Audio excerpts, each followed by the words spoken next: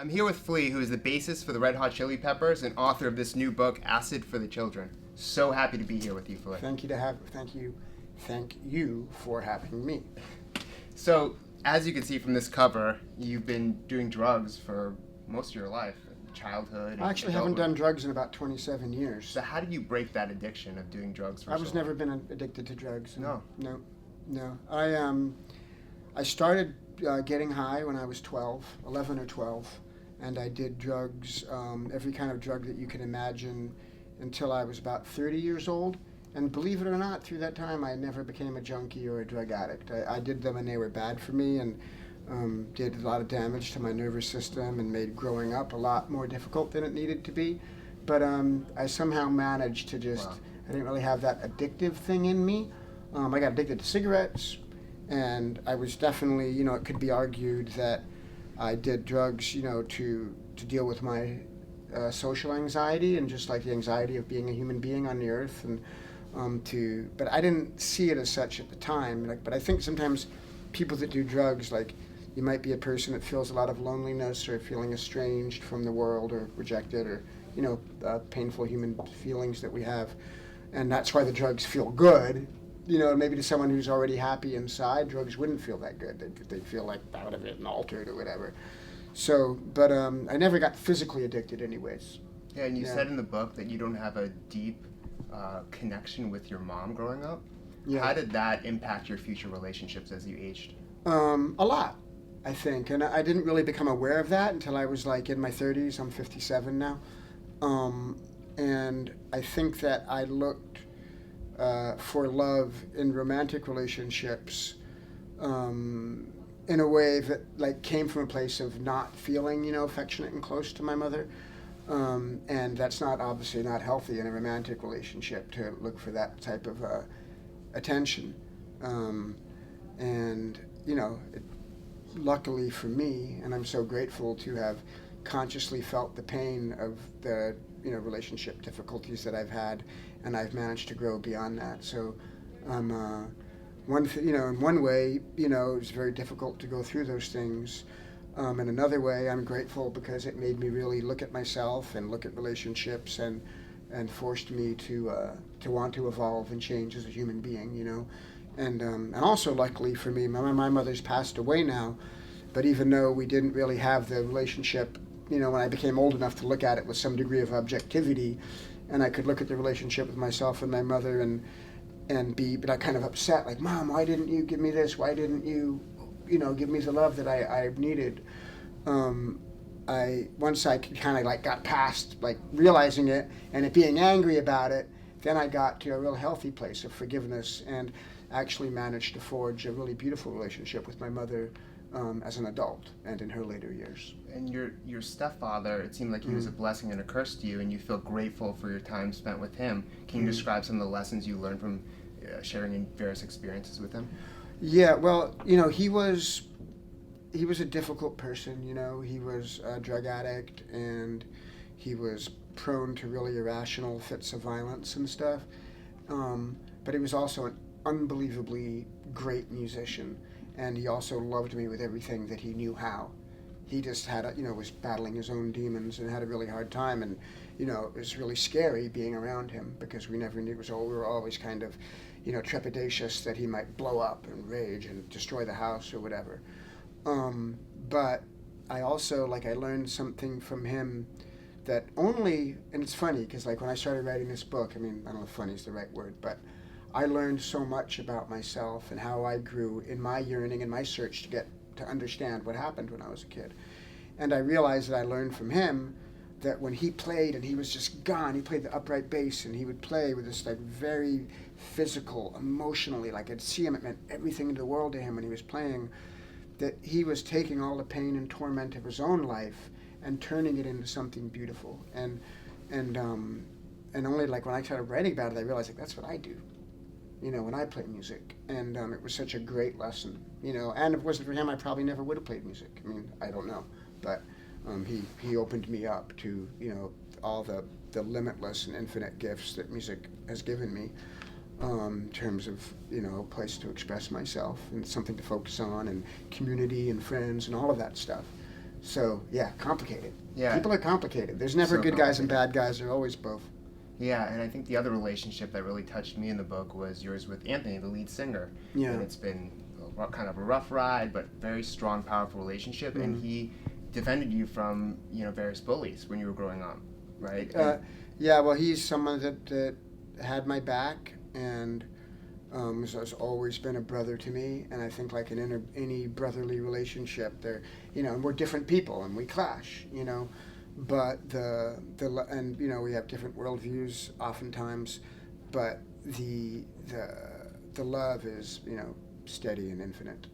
Yeah, and I mean, I look at my friends as my family because I'm an only child, and you saw your friends as part of your family too. Explain that type of relationship and why you needed that to fill that void.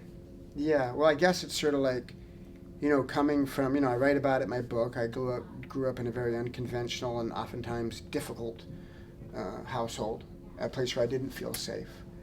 And I also was completely unwatched as a kid. I was out in the street running wild, getting into trouble. And, the friends that I made were really where I looked for family, where I looked for that bond, that togetherness and that unity that we all want. We're all yearning for connection, whether it's, in an intimate one-on-one relationship or a sense of community or just that feeling of togetherness and people being there for each other. And so, obviously it was a perfect setup for a rock band to start, because we started and we pretty much all came from broken homes and all were running around wild and all found, profound meaning in our friendship. And to be able to translate that into music, then the music became more than the sum of its parts. Because you feel like the struggle created the stronger bonds, almost like pledging a fraternity or sorority, where if you go through the same things together, you can relate to one another and form stronger relationship as a result. Yeah, totally, yeah. That's true. And one of the things that you mentioned is that you are motivated by giving back, and part of your upbringing, you got in trouble a lot, but you went to the school's music program and enrolled in that, and kind of that got you out of getting in trouble. And now you're giving back and you're trying to help other people with that form of education. Can you explain how that's come full circle? Yeah, it's just kind of like I grew up in the LA public school system, and when I was in school, I was always in the band, in the marching band, in the jazz band, in the orchestra, and any musical program they had. That was the reason I went to school. Otherwise, I was a complete fuck up, and I was just ditching, getting high, and running around in the street. But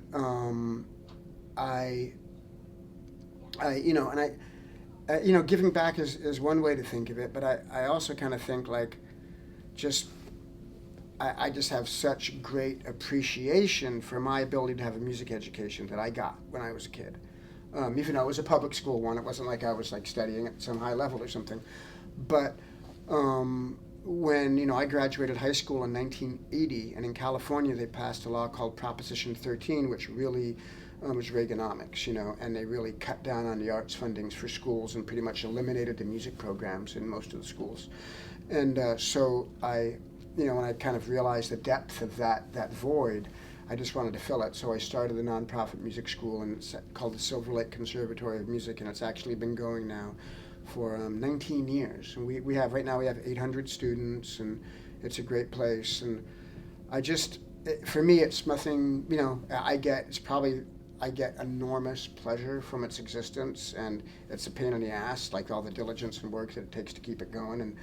But I get so much from it, and it's for me as much as it is for anybody, and it's for the kids to learn music, but it's also for the teachers to have a place to teach, and it's also a hub for a community for people to come together and believe. And I just feel like it's just the right thing to do, and whenever you have a good idea, follow through on it, because the nature of a truly good idea, like children's music education, is that it gathers momentum on its own, and you get the ball rolling and you keep being diligent about it. It's going to bring like-minded people, and love is good, and people want that.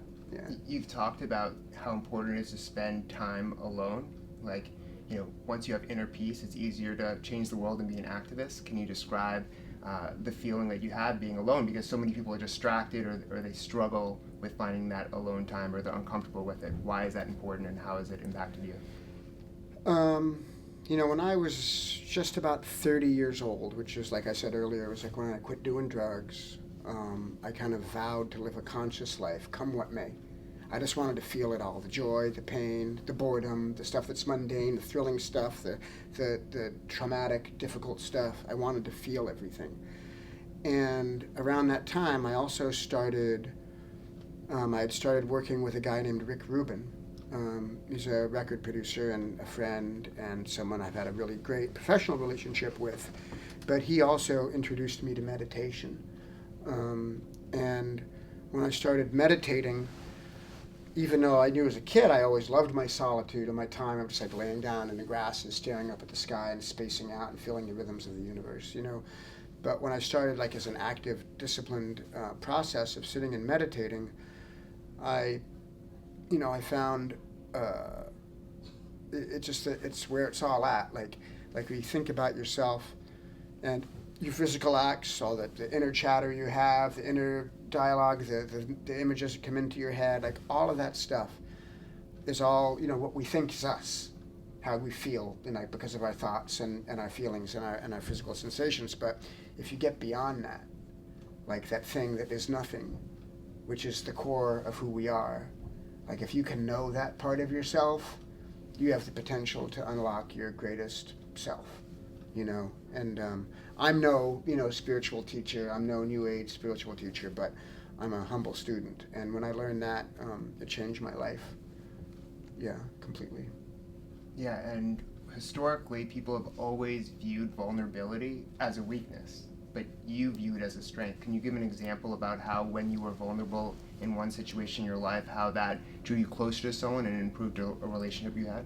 I mean, whenever I've been vulnerable with anybody, and even if sometimes my vulnerability might be irrational, like I might have my feelings hurt by you, like you said something that hurt my feelings, and I'll sit there and I'll be, oh, that made me feel bad, I feel bad. And I'll say, dude, why did you say that? That really hurt my feelings. And you'll be like, oh, I didn't mean it that way. I meant to say that what you're doing is really beautiful, and I took it as an insult because I heard it the wrong way.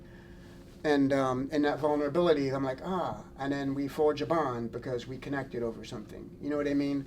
And which has been the case very often, in so many different ways, especially being a communal creative situation in my band. We get our feelings hurt all the time, and the willingness to be vulnerable and still express yourself and open yourself up to possibly being hurt in a romantic relationship, a friendship relationship, a creative relationship, any collaborative effort of any kind is the thing that takes courage, but it's where all love is, and also for myself, writing this book, it's been an extraordinarily vulnerable feeling, but I think there's value in telling my story, and there was value for me in challenging myself to write a piece of literature that I thought could be a contribution to the world of books,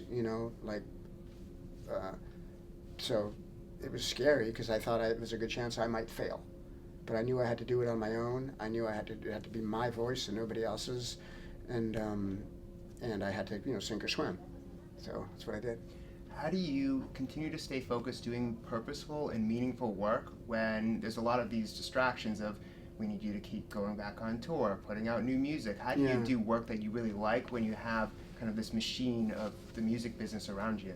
Yeah, well, it's everything. It's doing work when, the music itself is a meaningful thing for me, but the business stuff is a lot. Also family things. I have 2 kids. One's 31, but the other one's just coming into her teen years, and all of that stuff, and my personal relationships and everything in life takes time, and something a really close friend of mine recently, who's an artist who does a lot of stuff, who writes books, who plays music, who does a lot of things. She told me, Flea, I work in many different fields, and they're all of equal value to me. And when you live in a way where you're a conscious person, it might be exhausting sometimes, but you have to let go and let the river of divine creative energy flow through you and let it guide you. And anything that's coming from a place of love and caring will guide you in a positive way, as long as you stay on that righteous path. And what's your best piece of career advice? My best piece of career advice is to work from a place of love. How do you go about doing that? Huh? What are the first steps? The first step is asking yourself, is this act that I'm doing, is it coming from love or is it coming from fear? And if it's coming from love, continue to move in that direction. Yeah, if you're coming from love, it will guide you in the right direction. Awesome. Yeah. Thank you so much, Flea. Thanks, Dan. Appreciate it. Yeah, no, thank you. I appreciate the interview, the thoughtful interview. Thank you.